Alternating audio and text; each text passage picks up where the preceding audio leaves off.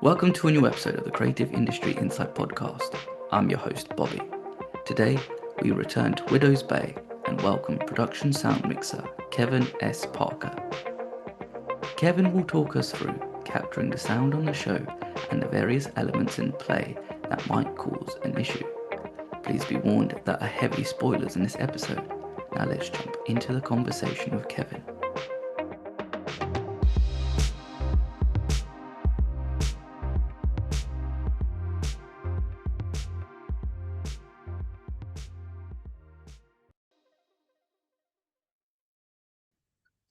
Hi, Kevin. Thank you for joining me today.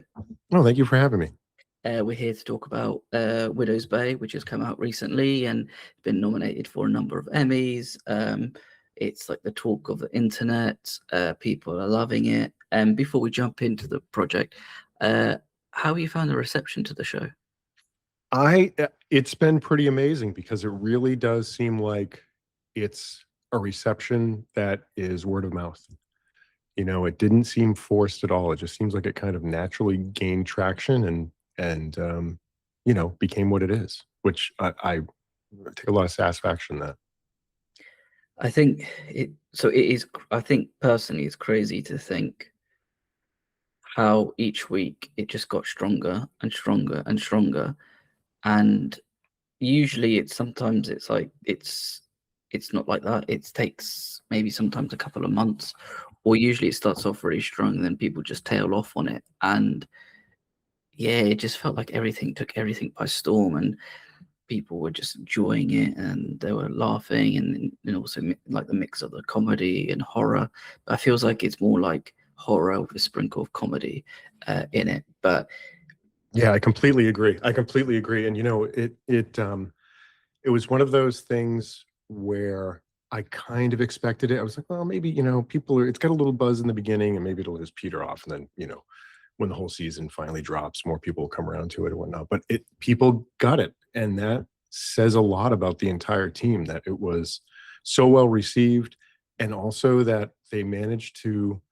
everyone involved managed to walk that tightrope that Widow's Bay is, which is a balance of comedy and horror. And both are done very well. I'm very happy to have my name attached to it. I'm very proud of it. I think as well, like when you're on set, sometimes you're probably just, because you shoot out of order, especially on a show like this where I think episode 6 was shot last. So you are sort of jumping around a lot, working with different directors, even though you have a showrunner, and there's it's like a focus of like how the overall show will be, but everybody sort of wants their taste as well. But I guess as a production sound mixer, you're kind of one of the crew that are there from like episode 1 to episode 10, compared to say like an editor or cinematographer. I guess production design as well, they're there the whole time. But yeah, and I was thinking about it. I'm one of the few people, other than the video assist. I mean, there's a handful of people on set, but there aren't a lot of people that sit and watch and listen to every single take. So you'll have people that kind of come in and out, or even a camera operator, but they're not always listening. They're oftentimes focused on other things. But there aren't many people who sit and listen critically to every single take. Script supervisor, obviously, video assist as well, director and whatnot. But yeah, and so for me, it is a bunch of pieces laid out on the table, and sometimes they're very jumbled in my head, and it isn't until I saw that first episode that I really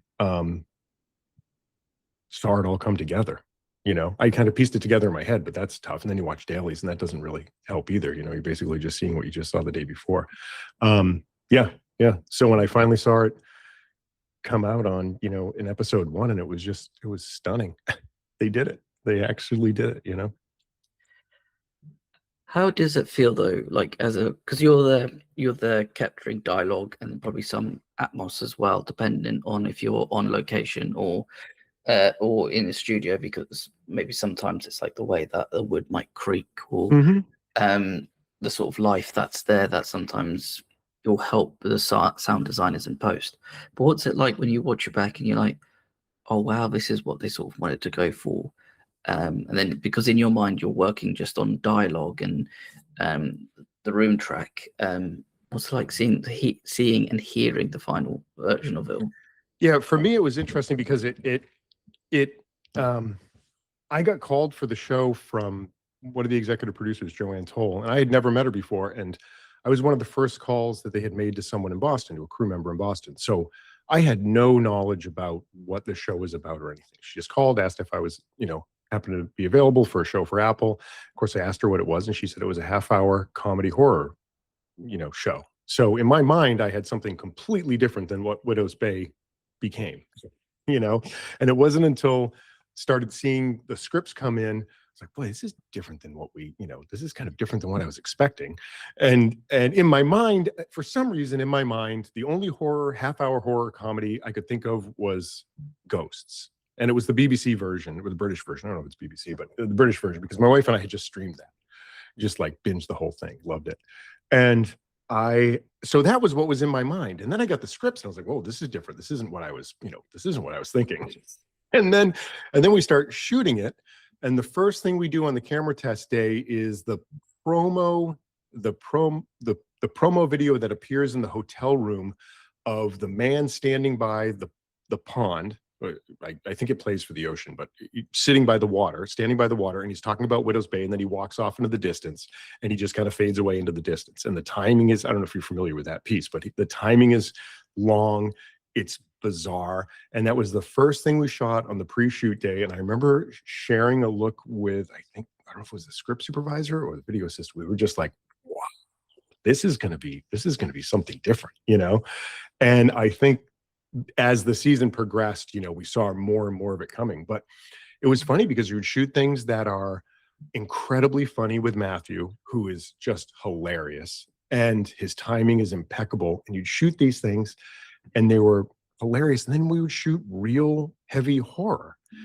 And having worked on both sides of those, having worked on both straight comedies and straight horrors, you've seen both of this, coming through my monitors on the same project. And it was like, wow, this is really going to be something if they piece this together. And then of course you see episode 1 and, they did it. And they did it flawlessly, in my opinion. I love watching the show. It's one of the first shows I've watched that I worked on where within 5 minutes of that first episode, I forgot I worked on it. I was just watching it and enjoying it because it is just right up my alley, and it was so great to see that first episode. And the other thing is that the show itself to work on was fantastic. Everybody was rowing in the same direction. It was a well-oiled machine from the very start. And that, it just goes to just say how everybody was on the same, pointing in the same direction, which was great to see. For some strange reason, when somebody say about like comedy and horror, I always think of like the Eddie Murphy Haunted Mansion, and that's always like something to be like that's comes about it. And I always feel like, man, I've definitely got this wrong. Yeah, for sure. And that's how it sort of felt a little bit. And then you watch it and you're like, nope. And I do find as well, like, I guess with like the performances, you get like actors who just have such a different range, because you have somebody like Wick who's playing it so straight, not straight, he's this kooky person. Yeah. You got Matthew Rhys's character, who's kind of like the straight guy who's like, I don't believe any of this stuff. And then you got Kate O'Flynn's character, who's kind of in between. I think she's kind of gets more into it when she has her episode, which is incredible. But then she gets like 2 episodes of like sort of doing her thing, which is like, again, incredible. Usually somebody will get like 1 bottle episode, but in this case, it's not. And I feel like everybody gets a moment to have their time to shine. But what I'm sort of curious to know about from like a sound point of view, because when we look at, I think it's episode 5, when Tom Loftus is tripping out on drugs and there's a lot of time jumping. Yeah. And in the edit, you'll see, we'll see it in the edit where it will jump and it will go straight into a scene. Right. But when you're on set and you have those moments where they're cutting, are you thinking about how the scene's going to play out, or do they let the scene start from a certain point and you have to record the dialogue from then? Well, we shoot everything scene by scene. So the way that it's written is like, we kind of attack them by the scenes. So we're often jumping into things that we don't know the context for, just because of the nature of how things are shot. So I don't think that was the issue for it. It didn't seem disconnected, because oftentimes what we do on set is very disconnected.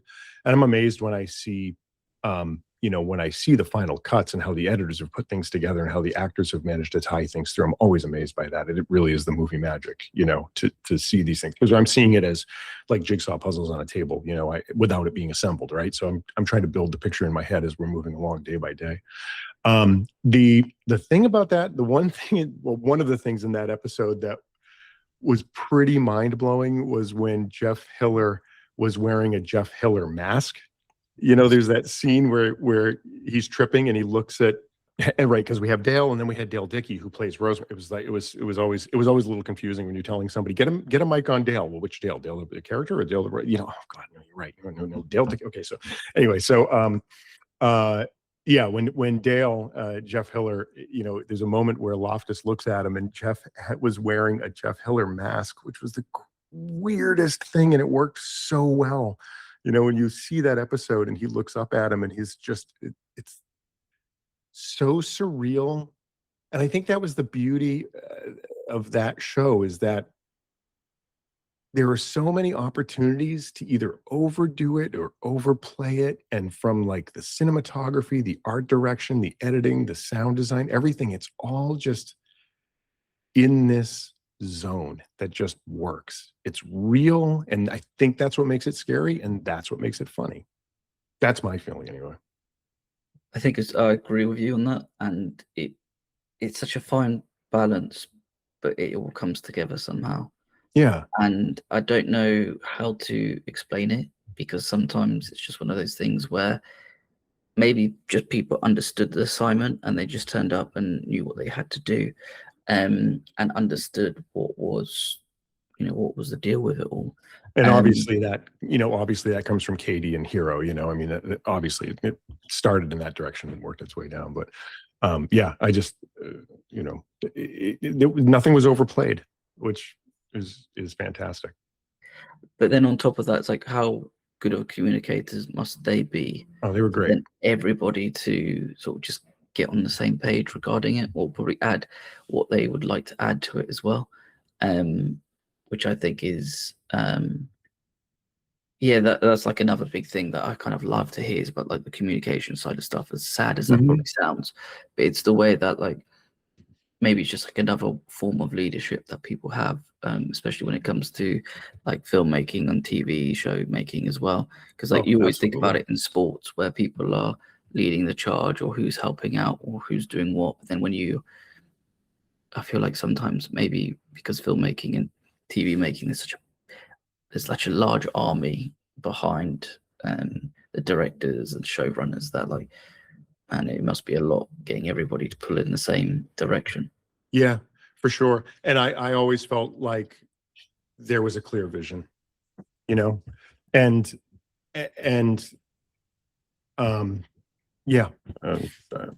I'm trying to think of an example, but I don't really have one. It was very obvious that everybody was on the same page, and that there was a vision, and that there was no floundering for what they were doing. It was very clear from Katie and Hero, like they knew it, they knew the vision. And I think it's one of those things where it's probably difficult to explain, especially for me, because I'm not working in the art department, right? So I'm not getting the deep background of the history of the island or anything. I mean, I'm there recording the dialogue. My main goal is to make sure that I capture those performances as clearly and as precisely as possible, so that there's very little, if no need, to change them down the line, right? Like I want those performances captured and preserved in that moment. I mean, I always think of that as being my goal as the production sound mixer, is to not, I don't want to get in the way. I don't want to hinder things. I want to kind of come in silently, do my work, and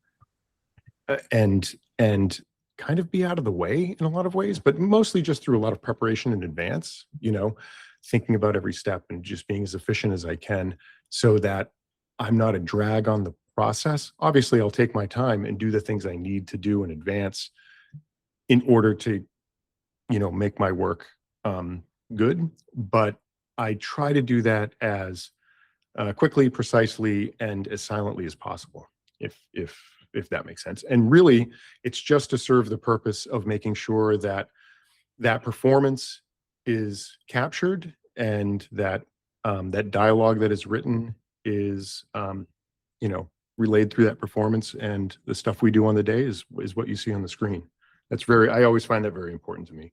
I came out of live sound where, live broadcast television, where there was no ADR and everything was about getting it, live in the moment, because, when I bring up the pots, that's going out live to millions of viewers, and that's what you do is what is what they hear. So I kind of still take that mentality with me to this day, going through working on narrative. And this was a show that was really rewarding because there was so much in the scripts, the dialogue, and I don't remember straying much from the dialogue written on the page. There are some shows where what's written on the page becomes a little bit of an outline for what you're going to end up doing. And then there are shows like this where everything was fleshed out in those scripts. And I don't really remember hearing much different than what was written. There are some shows where I'll have the sides in front of me and the script supervisor will be constantly coming to me with changes like, okay, they went through the rehearsal, I'm going to change this line's getting moved over here, that's going over there. And on this show, I don't remember that happening much at all, if ever, which says a lot.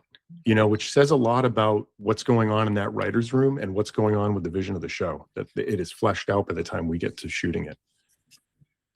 I think there's an irony there, working in sound, but coming into work in silence, and do your work in silence with all of that. But I think as well, like a big thing I'd say is like when it comes to sort of your job, because you're there with headphones on, it's different to like a camera operator or focus puller, because they're looking at stuff visually, but you're listening to sound. Mm-hmm. And I feel like if you listen to something too much, you might pick things up and you think like, oh, is this correct? Is this not correct? Sometimes you might pick something up that you might not supposed to hear. Somebody's logged on and said something, and we're like, oh, breakfast was great this morning. And then you pick it up, they're like that. But then it's the same if you listen to music. I think when you listen to Hey Jude, you actually can hear Paul McCartney say swearing just before like it drops. So it's like, that must have been a weird thing to be recording and hearing that now. Right. But like when it comes to yourselves, because how do you keep yourself sort of focused and keep going when you're on set with headphones for so long? Because you're kind of, the one thing that I always try to keep in mind, because you can get lost in the details of just the sound. You can be like listening to the air conditioning unit down the hallway, or the or the reverberance of the room, or something like that. The one thing I always try to keep in mind for myself is, if I didn't have the sides in front, and sides are just small scripts. If I didn't, the small script for the day, the sides. If I didn't have the script in front of me, would I know what they're saying? Right? Because sometimes people will get lost in the performance.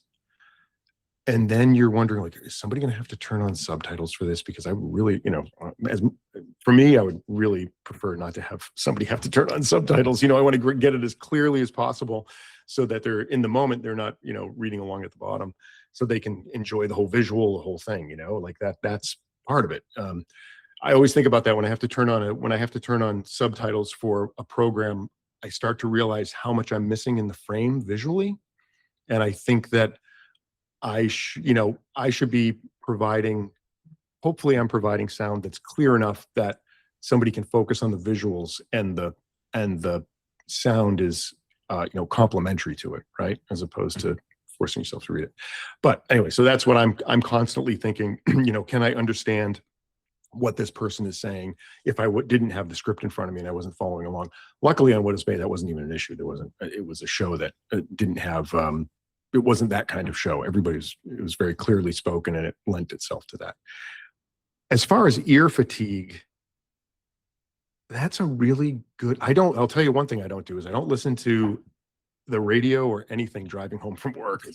I'm usually so burned out at that point that I can't listen to anything. And luckily I usually have a commute in my car that's 40 minutes or something where I can just like decompress and let my head empty out. There are certain scenes that can be really exhausting. If you're into something that's like, what kills me is like a dinner scene with a bunch of people, a bunch of noisy plates, always, it's kind of like being in a video game where everything's coming at you at once. That's what a dinner scene is for me. Usually in that case, if it's, let's say there's like 4 or 5 people sitting at a table, they're being served food, they're talking, and it's all happening over the dinner. Usually I've got like wires on everybody, plant mics on the table, 2 boom microphones going, and constantly listening to, and like trying to pay attention to reflections of the booms, whether or not you see the plant microphones, keeping track of like noises from plates against dialogue, because a long time ago, I've just decided that really I'm only going to concern myself with noises that occur on the dialogue, because if they don't occur on the dialogue and you start obsessing on those and then you start bringing it up with the actor, you start affecting the performance. And that's the last thing I want to do. I don't want somebody to feel like have to inhibit their performance in any way in order to make me happy for something that really won't be an issue in the, down the road. So after a day of that, I'm pretty burned out, like physically exhausted from the level of concentration you have to give it for that day. So those are I kind of dread those. There's a lot of scenes. There's a lot of things I kind of dread when I see them in the script, like, oh God, oh boy, that's one of them. Big dinner scenes, big, long, talky dinner scenes. But the thing is they usually look great, and they add a dynamic to it. And there's something about like the ritual of having food. I mean, they work great in scripts. So it's not like I'm, poo-pooing the idea of it. I think that they're absolutely fantastic, but they can be really daunting from a sound standpoint. And they usually come out great. Because they're almost never against a bed of silence, right? Like if it's a dinner scene, they're going to be putting in the sound of a dinner scene behind it. So, and oftentimes if it's at a restaurant, then there's even more to bury it. So you know that you've got down the line in post that they're going to have the ability to kind of cover some of the stuff that's in there. But yeah, those are complicated, or not complicated, but exhausting. And then the other ones that are exhausting are, environments where they really need to be silent, because then you start hearing everything. You start hearing that generator further down the road than it has been before, or you start hearing just things that normally don't bother you, but in this environment or in this particular scene, it needs to be silent, and those can be exhausting too. They also have you burning a lot of goodwill with departments that you don't necessarily want to burn goodwill with. It's like, well, you never heard this before. Well, yeah, but we weren't doing a scene with, in dead silence with 2 people whispering at each other, while they're staring at the stars or something. So those are exhausting. So those kind of the 2 sides of what's exhausting. I feel like as well, like the drive home is so important sometimes, because it's just like, what a day. And you do have to do it in silence. Like I've done it as well. You finish at like 7, so you get home at 8, so then you go straight to bed.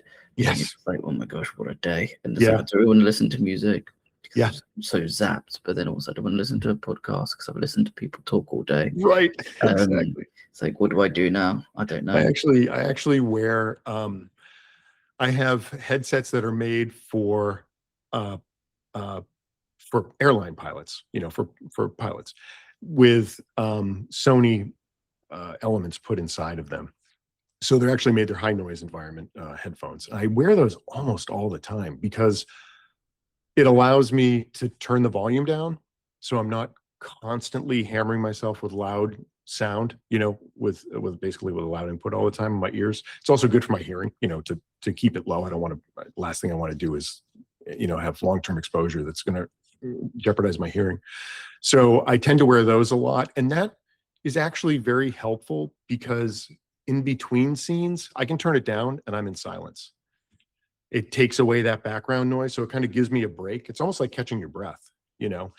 They're hot in the summertime. They're not great to wear, but when I can get away with it, I wear them. And it really is nice to be able to be like, okay, they're changing setups or they're changing lenses. I'll just bring everything down. And the only thing I'll hear is maybe the microphone I have on my boom operator, so that we can chat. And that's usually much lower. You know, I'll set it at a really low level. And that is really, it's like my little mini break during the day to kind of, you know, fight that fatigue. I find that so like fascinating though, having those headphones, because it's probably also coming from experience, but then also like you could just not necessarily zone out, but just be like, I'm just gonna don't need to listen to the nit nat of the crew. I can just myself. Yeah, exactly. Because it'll put you on edge. You know, you're constantly listening, and then in between takes it just gets louder, right? So a lot of times the crew will have moments where we're rolling, they have to be quiet, or you know, they're trying their best to be quiet, right? And that for them is a little break. Well, in those moments, I'm potted way up and listening, you know, listening to whatever's going on through the microphones. And then the minute we cut, then all the noise starts on crew. So by the end of the day, you're really just exhausted from the endless listening.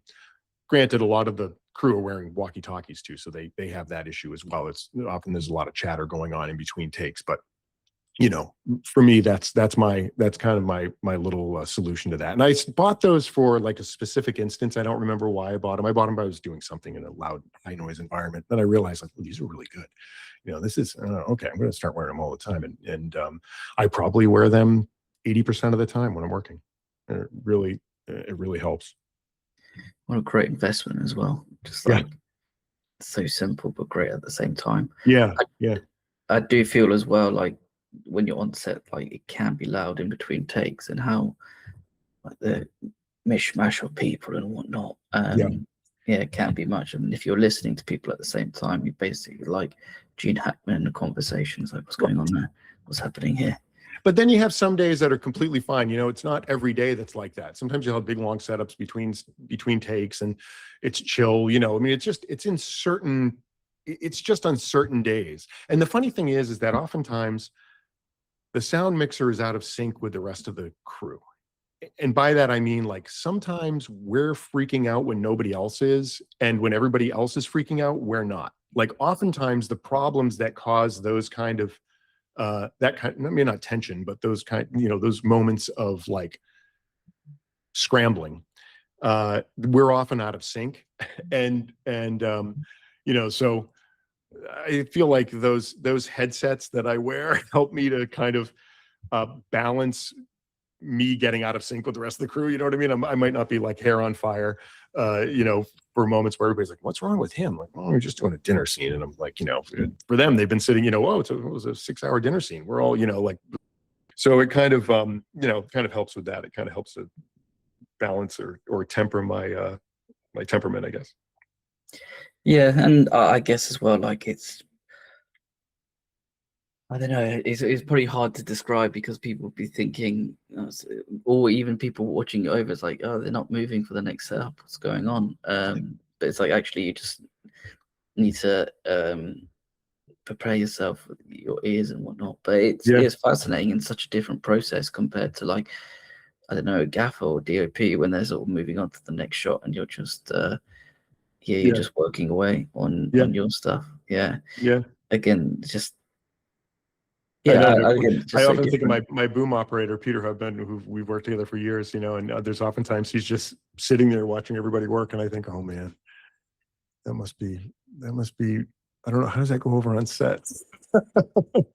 You know, because we're working on a different schedule kind of. Yeah. And I guess also as a boom op, oh man, there must be one strong person. Yeah. He's got a great memory, and it's amazing how beneficial that is. You know, he's got kind of a photographic memory, and he'll read those sides and he'll have them committed to memory within 5 minutes. And it's the same thing with the frame line. And Widow's Bay was like very, very, the camera department, from the top down was top notch. And, you know, they would give them warnings if they were going to change frames. And that's always the kiss of death. If they change frames, they don't tell them, you know. He's great at memorizing lines, both the scripted lines and also the camera lines, like where they'll tilt up and they come up to this picture frame and then they pan over to the right. And, you know, every single time he'll nail it. He just has this fantastic memory, which it took me a long time to understand that is incredibly valuable for a boom operator, you know, which I always, you know, I did some boom operating, and he has a better focus than I did, because I would be boom operating, and by like take 6 or 7, I would lose it. I would forget, like, oh God, that's right, this is when they tilt up. Or, oh my God, that person has that little aside, and I was, you know, I should have, oh my God, I forgot to cue over to that little piece, you know? And they're little things that are very subtle. Like somebody might just throw in an interjection, you know, and you'll miss it because you're wrapped up. For me, I would be always listening to the dialogue and kind of wrapped up into the story of it. And then I would lose track of where we were in the lines, you know? And so I wasn't a particularly good boom operator, but Peter is like, the guy's a robot. It's insane. You know, he'll always catch it. He'll always catch that little aside. The person gives like a little breath, boom, he's over there, and then comes right back to the dialogue. It's insane. And he does it on every take, which spoils me a little bit, because what I'll do is I'll stop looking at the monitor to make sure that he's, you know, out of that frame. And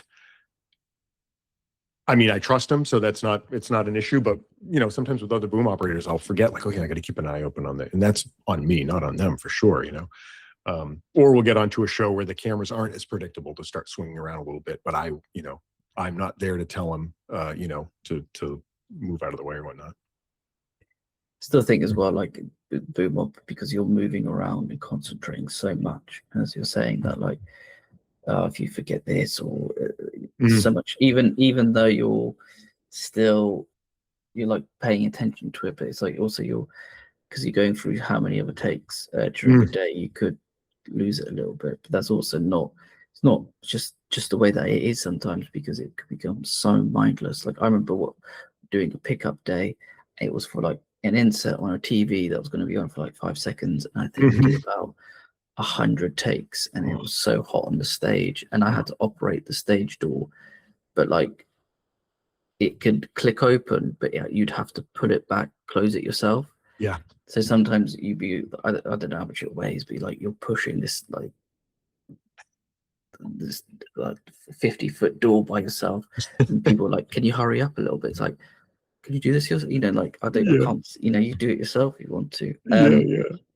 Just those sort of things. But what I'm curious to know about as well, with Widow's Bay, because you have an episode set in the 17th century, and it is very much it's so different to the rest of the series. But I think, like, visually, it has a lot of movement, a lot of running around. As a sound mixer, like, how do you combat things like that? Is that also another dinner scene situation, the plates, where there's so much movement and there's so much going on, but then also it's so different to where you were shooting before as well? So I have my utility that I've used forever. He's oftentimes my second boom, and almost every shot that has more than one actor in it will have the second boom. But one of the most important things that he does is he works with the wardrobe department. This is Ryan Baker, who I've worked with for ages, known for 20 years. And so he will spend a lot of time with wardrobe. He develops great relationships with the wardrobe department and kind of goes through everything in advance and really fine tunes all of those wires. Almost, you know, very rarely does he not see something in advance, if that makes sense. And like for Widow's Bay, one of the big things was all the storms. You know, we had so much stuff with rain and with these big storms that come through in the last few episodes, and had a great relationship with the wardrobe department there, Alex Broviard. And she came to me in advance, and she's like, I just want to let you know, I've got a bunch of rain jackets, and we should probably go through them and see, like, you know, what's going to work for you and what isn't going to work for you, because almost exclusively they're going to be in in rain jackets. And so we went through the whole stock of rain jackets. And the beauty of Widow's Bay is because they kept to the scripts, I was able to, or actually Ryan did it, go through the scripts and see like, well, this character actually doesn't say anything the entire time they're in a rain jacket. So if they like the look of that rain jacket, we shouldn't try to put the kibosh on it because it's going to be noisy. Well, they're never going to say anything with it. So let's just focus on who has the bulk of the dialogue. Do they speak when they're in the rain jackets? And so, he kind of broke down the script and was able to go through all of that stuff and then work with wardrobe to make sure that like what we had was usable. And that's huge.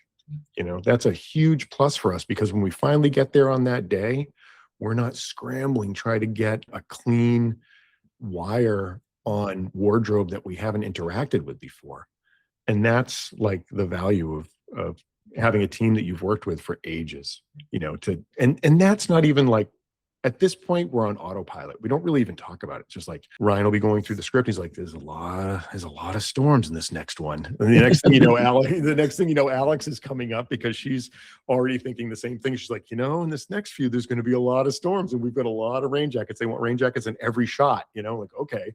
And, and that's the beauty of having a team that you've worked with kind of seamlessly for ages, in the sound department. And the beauty is that we've filmed this in New England.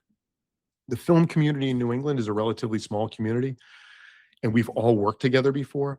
So we kind of all hit the ground running on day one. Everybody from the prop department, I mean, it's like we all just work together so well because we've done it for years, and they know what I'm going to want to, the department's going to know that I'm going to want to put cork on plates and, things in sinks if there's somebody's washing dishes, things like that. So yeah, that's kind of the beauty of having a team that you've worked with for a long time. I mean, we may not work on every project together, but you've worked in the presence of other people over the course of the years. Yeah, and I think as well with those sort of, like when you have that team, they will always look out for you and watch out for you in the ways that probably maybe somebody new might not, or daily, for example. Yeah. Which is like, it's understandable because sometimes those people just come in to do a job, and it's like yeah, fair enough. But yeah, but all the personal dynamics have been worked out. Oftentimes it's a community, it's a film community in New England where we socialize. We don't just see each other on film sets. We're often at people's birthday parties or social events. You know what I mean? Like that's kind of the nature of it. So like all those personal dynamics have been worked out, which is, I think it's super beneficial to a production that comes in, because they don't feel like there's sort of like internal strife that they're dealing with. And I'm not saying that happens on every show. I've worked on a lot of shows where I'm the only person there. I don't know anybody else, and it's still the same. It's just, it is kind of nice, little family-ish. Yeah, and it just makes things easier as well. Mm-hmm. Like, yeah, I think you can also communicate and talk to people with one another, that like you have a shorthand, you have your banter. Yeah. The shorthand is really important. That kind of production shorthand, just the simple things like knowing, like the set deck department knew, like, hey, let's go to Kevin and see if he has any speakers that both look good for us and also that he'll be happy to work with. Because we know he's going to want to tie into it. And so like that whole beach day thing where Loftus is swimming out to the buoy, I've over the years have collected a bunch of different speakers and whatnot. And I was able to show them, like, here, I've got this, I've got this, I've got that. What do you think? And some of them they like, some of them they didn't. I also carry a collection of vintage microphones, hand microphones that I know work, because oftentimes they get them from a prop house and like 90% of the time they work, but sometimes they don't, and I know I'm going to want to tap into it. I know I'm going to want to take a feed from it. So what I've done over the years is I've collected a big collection of hand microphones, of speakers, speakers aren't quite so important because I don't really track them, but it is good to have, like, I can provide all of it, and then, they just know, come to me and see if I can give them kind of a list of things that I have, and they can just rent it through me. And then I know it's going to work. They know it's going to work, for them. So that's something that, just because I've worked with these folks for so long, like they just know just to give me a call and see, Still think that's funny though, right? Like having all those mics and then you know, probably having a collection in the garage, being like, why do you have so many of these things? And it's like, it's liquid cash there. You can't get rid Well, of it's it. also, it also is super helpful because like, I know it's going to work. You know, I've been in the situations where I've been handed a mic, like, this is what we like the look of it. And, you know, and then I get it and I plug into it. It's just a dummy prop. And then I'm like, oh man, this kind of stinks. But you know, the one thing I did actually is I saw that I was getting some of the same microphones over and over again from prop to part. So I just went out and bought them, made sure that they worked. I was like, well, I've got one of those. I'll just swap it out. You know, like that's fine. It's just, you know, that usually works pretty well. Still think that's so great though, because yeah, you could probably see them get the label and be like, okay, cool, and then I can then charge production double because they actually work. Yeah, I wish that was the case. Yeah, I mean, you know, sometimes they get it, sometimes they get a rental, sometimes they don't. It depends on the show. Yeah, that's also people that you have to deal with. I've got a couple of questions left. I've got 3 questions left. Sure. What would you say was the hardest scene to work on? On Widow's Bay, the hardest scene. The boat stuff is always tough. The boat, you know, boats are small. You can usually not get a boom in overhead. We were shooting on a practical boat on the stage on gimbals. So you've got a big boat with low ceilings, big scenes, lots of dialogue with pneumatic pumps shaking the boat. So, you know, you've got all those things. And then this kind of goes back to like, you know, working with a crew of people that you've worked with before. The special effects team, you know, I've worked on shows where they've done this before. So they knew like, okay, we got to get the compressors. And of course they know this anyway. It wasn't that I needed to tell them, but you know, they made sure the compressors were far away. When I got there, they had put the compressors as far away as possible, but they knew to come up to me and let me know like, hey, this is where it's going to be. So a few days before we ran through and ran tests, I brought in a ton of sound absorbing blankets and draped the entire pneumatic system with it. You know, and then it was the same thing with wardrobe. They came to me and said, actually, I think it might have been props, came to me and said, we have Loftus is going to be wearing a life vest during most of this. At least that's how it's scripted. Like, okay, so a life vest immediately is very difficult to wire because it's covering where you would normally put the wire. So we were able to get that life vest. I think they had 2 of them. We had, I cut a hole in it, planted a transmitter into it, wired a wire into the actual life vest. And there was a little piece of black Velcro where you could peel and put on names, and that Velcro was staying. So what I did was I just had a little notch put in, and they took out basically one stitch, and I was able to snake a DPA microphone right through it and come right out. And so Loftus is basically wearing, so when he went to get wired, he would just put on the life vest, you know, and that was it. He loved it. Matthew loved that. He loved like being able to just put on the vest and it was all there.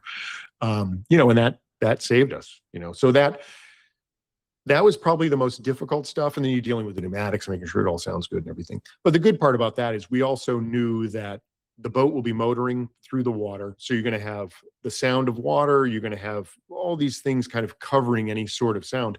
But I'll tell you what, when we got there and we finally did it, I didn't hear the pneumatics at all. I was so impressed at those guys and what they had done. Yeah. So that was probably the most difficult, as far as there was also the wind and the rain, and that's always tough. But once again, it's wind and rain, and it plays. I mean, there was a scene where one of the guys is talking right next to a generator in a windstorm. And I recently was talking to the post folks, and I was like, I'm sure you had to ADR that. And they're like, you know what? We didn't actually. We added like a word, but the rest of it, we were able to use your dialogue. I'm like, that's insane, you know? And those are the things you dread. You record it and you send it out and you're just waiting to hear back, you know? Like, what did you do? If you don't hear anything, I guess it's okay. I think as well, it's like probably difficult because you can see visuals, but with sound, it's like you need to sort of go back and let someone think if it's okay to listen to. Or and that's the other thing is like always thinking of post, like where does this fit in the scheme of everything? So you have to be very familiar with the script. You have to be very familiar with the, you know, with the tone of the show or what's happening in that scene. And like, you know, it's a rainstorm. You know, I don't mind hearing some rain. I just need to make sure that I've got good, clean dialogue above that background sound. And can I understand what he's saying? If I can understand it now without the use of any, post tools, and I can understand what he's saying, and the noises that we're overcoming are noises that are relevant to that scene, then I can walk away a little more relaxed about it. Now, if it's two people out in a field and they're talking to each other and you hear a train in the background and there's no train anywhere in that, in that scene or anything. Well, and that happened actually in Widow's Bay, where we had the kids in the car talking and there's a train track nearby. And, I brought up the point. I was like, there's no train on the island. Why would they have a train? Like, we can't hear the train in the distance. So then that became a thing, or at least became a thing where like sometimes you could get away with a train way off in the distance. It'll go in, you'll have traffic noise and everything else. But this is the island. There is no traffic noise. Essentially, there's very little traffic noise. You're not going to hear a highway going by. You're not going to hear trains. There's no train on the island. There's no highway, right? It's a small island. So things like that we had to be aware of. I think as well, like those sort of things where the train on the island, you're right. That's like, well, why would they have this again? Why would they have this again? Why would they do this? Why would they do that? Right. And I bet you somebody could have looked at you and be like, Kevin, I wish you never said that. I did an entire show where it was these kids that were living in a world where where they were the only, as far as they knew, they were the only people left in the world in this little town. And so then immediately I was, the first day I was like, well, the one thing we can't hear is we can't hear any traffic. We can't hear any planes. We can't hear anything from the outside world. So keep that in mind, when you're choosing locations. And of course, they're going to choose location. They're going to choose whatever locations they can choose. You know what I mean? They're not going to listen to me, but at least if you point it out, and if you can point it out in advance, then you have you have something to kind of go back to. Like, well, I told you this is going to be an issue, and that, I think that was the first time that I remember in that particular instance, talking about the trains. I don't remember who I mentioned it to, and I'm like, we can't hear trains in this because it's the island. There'd be no trains in the island. And I remember somebody, I don't remember who it was. It might have been Neil, was like, yeah, you're right. It can't be any trains. So luckily it wasn't. It ended up not being much of an issue. No, but I still feel like people be like, oh, it's like, no, why have you done this? No. Amazed at how far the sound of a train carries at night. Like we would hear it stopping at all. It was a commuter train. So you'd hear it stopping, and it was miles away from us, but you would hear it stopping at various stops, 5 miles away. Oh my God. Oh, it's insane. Like my parents' house is about a kilometer away from a train station. So if you go to use the loo at the night, sometimes you might just hear it in the distance. You're like, that can't be right. And it's like, yeah, exactly. Can't be right. No way. And it's like, actually, yeah, it is. And you're like, damn. There's a scene in Widow's Bay where, I don't know if you remember it. It's in one of the earlier episodes, and I always get the episodes confused because we shot them out of order and then watching them. But it's where the kids are in a junkyard and they're talking to each other, and the priest steps out from the woods. He had just, I believe, he had just looked down the well or something. I can't remember what it was. And we call them peeper frogs, had just come out. So they're those loud frogs. They come out at the beginning of summer. We were shooting that about a year ago. And it was so loud, it was deafening. Like, you could almost not hear the kids over the frogs, because the location was an actual junkyard kind of place that they dressed up a little more, but it was next to a little swamp. And that's where all the peepers were. And they were loud. I mean, they were incredibly loud. And we tried everything. I even had the lighting department take some incredibly bright lights and just hammer the pond with light to try to get the frogs to think it was daytime. And it didn't work. So there goes that theory. But post was able to make it work. It was one of those things where put wires on everybody really high. I knew the boom wasn't going to be usable because it was just overwhelmed by the amount of sound coming from those frogs. And of course, at that point, you know, like, okay, we got to make sure these wires are really close, really clean, like as good as they can possibly be. So you tend to be a little more obsessive about it. You might place them a little differently so they're good. You might even ask, I don't like doing this, but you might even ask like them to speak up. But usually the way I do that is I will say to either the first AD or the director, depending on the relationship, I will say something along the lines of, you know, if you're going to keep these frogs in here, then you got to make sure that the characters can actually hear each other. Because if you're going to keep it in post, they can't be speaking lower than the frogs. Like, it won't make sense. It's almost like a bar scene, right? When you're in a bar scene, you get two people whispering, but you're playing loud music in the background. It makes no sense. You know, they should be yelling over it. We've all been to loud nightclubs and had long conversations and wake up with a hoarse mouth and hoarse voice the next day. So, you know, sometimes I'll plant that in there, but basically I will try to never really tell the actor that, because I want it to go through from someone who is paying attention to the performance. And the director can sometimes it's the one thing they need to hear. They're like, oh God, you're right. You know, when I get into post, this is going to be weird. Or they'll be like, no, that's what we want. So, you know, but I always kind of put it through the system. You know, so that's usually how I'll deal with something like that. Anyway. Those damn frogs. Oh my God, it's so loud. But it's also like the crickets as well when you hear them. Yeah, crickets, cicadas, frogs, they're all nightmares. Yeah, again, just insane. What birds, you probably hear as well. Birds are always. I did a movie where we had a driving scene. We were doing Poor Man's Process, you know, where they shake the car and you have like, you know, you do all that. And so we're supposed to be driving down the highway, but we were right underneath a tree. We had to do it outside. We had to do it right underneath a tree, and all you hear is the birds. And the birds are, you know, how can you're driving down the highway? You never hear birds. They certainly wouldn't sound like they're right above you, you know, like a horror movie. And you know, so that was a challenge. Into banging some flat pancakes, some, you know, apple boxes together to make loud noise. And you do your take, and then they come back, and you bang them again, do your take. I ended up finding on YouTube a collection of sounds of birds of prey. It was like somebody had pieced together every bird of prey that you could find. So it was like, you know, hawks and eagles and falcons and even owls and stuff. It was all in there. And they just pieced them all together, and I would play that through a speaker, and that would scare the birds so much that they would just go dead quiet.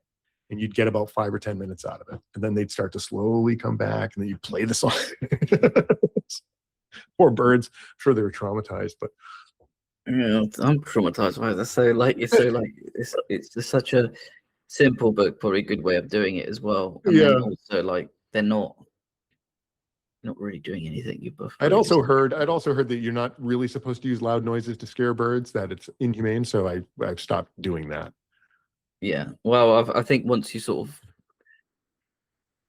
learn about that sort of stuff as well, you're probably like, actually, you shouldn't do that at all. Yeah, exactly. And it's just that moment in time where I don't know, sometimes you probably think it's just a great idea, and then actually it's like, maybe not. Yeah, exactly. For my penultimate question, what was your favorite scene to work on? I loved the Rhythm of the Night scene, the whole Sunset Cocktails, you know, with Dale playing the music as the DJ, and Patricia giving her speech. That whole scene in the Salty Whale where she brings out the punch, and the whole dancing aspect of it. It was just so fun. It was just great. It was great to watch. It was great to see. It was great to see Kate in that character just letting loose and dancing. It was just so good. It was just, you know, when you're doing the playback music, and it was just like everything about it was like the mood in the room was the mood that made it on camera, you know? And it's so evident. That was just a fun night. It was really fun. I think it's a solid scene. I think as well, when it gets edited all together, you kind of like, the editors are incredible on this show. I can see what they're going for, and it's just like the slow reveal of it all, and you think, oh my gosh, this is actually a lot sinister than you think. Yeah, and those gaping mouths in the mirror. Yeah, oh no, don't. It's like nearly bedtime for me because they're going to give me nightmares. Thanks. Yeah. That was all practical. You know, that was all practical. It was all in camera. They called out for the gaping mouths. It was amazing. Yeah, just amazing what they could do on like practically as well. But like, well, no, nightmare fuel. No, thank you. And that was the beauty of this show. It was shot so. It was like shot. I don't want to say traditionally, but it wasn't showy. Like it was just. I don't know, it was just such a good. It was done so well. I think when you have something like that as well, like it probably doesn't feel as robotic on set. Yeah. When you're doing it, you're not like, oh, I'm gonna go through, whatever pages 7, 10, and 12 today. Yeah.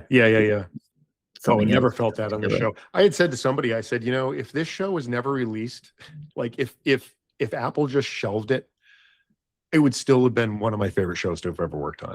It was that kind of show. It was just a good vibe all the way around, from the cast and every department, from Katie all the way down. It was like just it was just great. It was a really good experience with really good people. And it makes it even more enjoyable to know that people are enjoying watching it, because it was a great show to work on, and it's also a great show to watch. And those don't often happen together. I feel like that was a really good way to end the episode, but I still have one question. Well, you can shuffle it around. You can edit. A good power of post-production.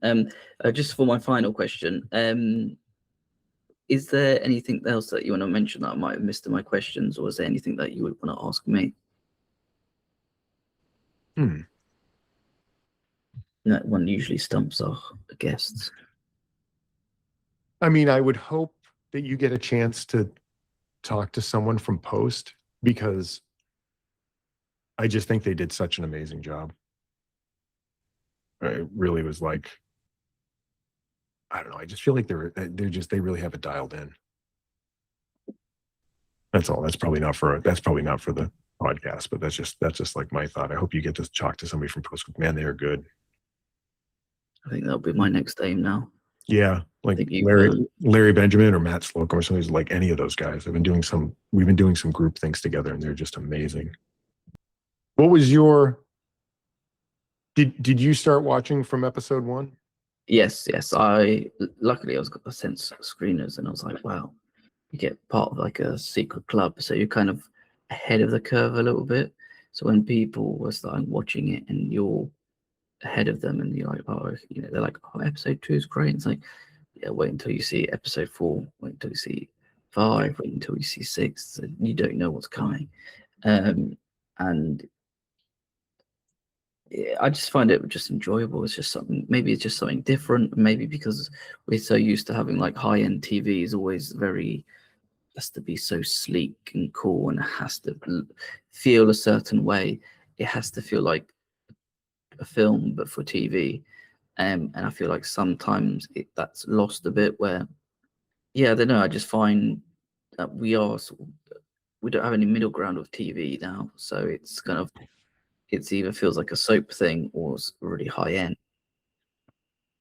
Yeah. I don't know. I just, maybe that's like lost, but then that's also probably comes as well with films losing that smaller budget, so that TV's taken over that sort of area now. Yeah. It's good to see. I mean, I'm just very happy that I'm very happy that it had a natural growth.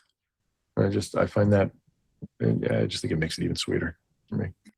I feel like maybe then it allows people at different studios to look at that and think, you know what, if we give it an extra time or give it that weekly release, we will see it, you'll reap what we'll sow, rather than sort of, I don't mind the binge model, but sometimes like some episodes don't need it. I mean, 100%. I think if anything, Widow's Bay proved that the binge model is not always the best, because I don't know if Widow's Bay would have gotten the attention if it had been dumped in one viewing. 100% agree, because I don't think people would. I don't know. I feel like they'd burn through it, and sometimes with binging, you're not I don't think you process what you're watching sometimes, so that like one episodes will just blur into one, and Yep. actually you'll miss certain things as well. Yep. And I think that it gave people time to digest it. And, I don't know about you, but I've watched the episodes, I've watched them multiple times, not just because I worked on it, but because it's like, you realize like I kind of missed some stuff, little things, and I don't think that would have happened if you just watched it all in one sitting or in two sittings, and then, you get the resolution and then you're done with it. Right. And I think it gave time people to talk about it and to like for it to build. And I think this is a very good example of some shows that shouldn't be binged. Yeah, 100%. And I do feel like hopefully it kind of changes a bit, but who knows what Yeah. people, what the experts will see of this, because it varies between studio to studio, and it's very. I'd like to be in a fly on the wall of some of these meetings to be like, yeah, let's do it. And it's like, is it the right thing? And it's like, nah, just do it. It's fine. Yeah. God bless Apple for doing what they did, because it was like they let it, they took a big chance, I would think, on this show, and and they let it do its thing. Yeah, and again, they'll repeat what they're sowing, and they're probably looking at it being like, whoa, we made a perfect decision on that. They just let it exist. Like they didn't try, at least from my perspective, because look, I knew it was coming out, right? And I'm like, well, what's going to happen with this? They didn't try to get ahead of it. They didn't try to explain what it is. They didn't try to build expectations one way or the other. They just kind of put it out there. And it seemed very natural. And like, you're either going to get it or you're not going to get it. I mean, and people got it, That's, I think that was a stroke of genius. Yes, and I think, again, we see it in yours and everybody's work, Kevin. And it was a pleasure speaking with you. Thank you for your time. And Widow's Bay streaming now on Apple TV. Go out and listen to Kevin and his amazing team's work. Thank you again, Kevin. Thank you. You take care, and bye-bye. Bye.